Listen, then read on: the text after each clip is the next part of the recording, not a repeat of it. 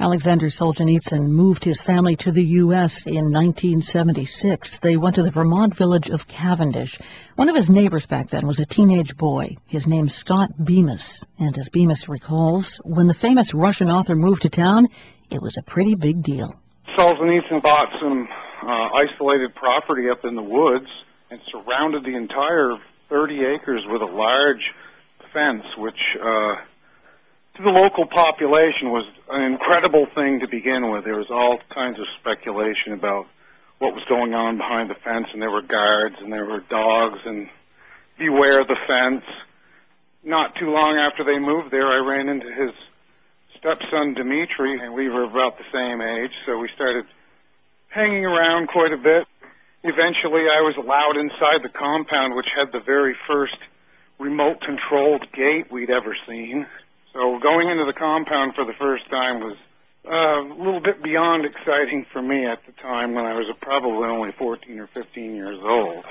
If you were 14 or 15, I mean, you probably didn't know that much about him, did you? I knew that he was immediately everyone knew that he was the famous writer that had won a Nobel Prize. We had no idea what it was about, though.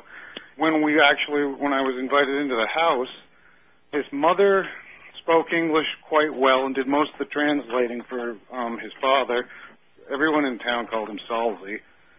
So he didn't seem like I know he could speak English, but he preferred not to, according to Dmitri.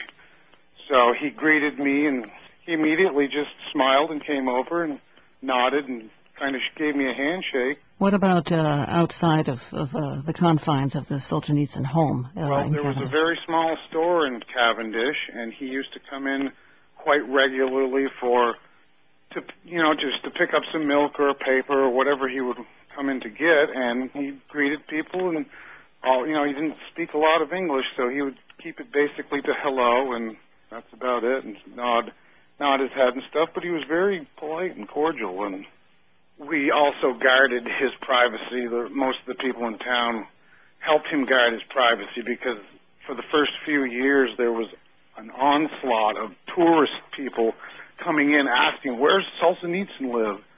And we would just point him in the exact opposite direction, miles and miles away, and that was like one of the running jokes to help Demi's family out.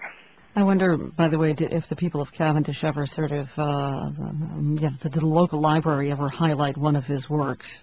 That kind of literature was so far beyond. I've tried to read the Gulag Archipelago, and it's pretty highbrow reading. So I don't know, and it's a very thick book. And I know when he moved here in town surrounding the area, though, a lot of people picked it up and went for it, but at the time I was much too young to attempt to try and read that. Ever wonder why they moved to Cavendish? They never said.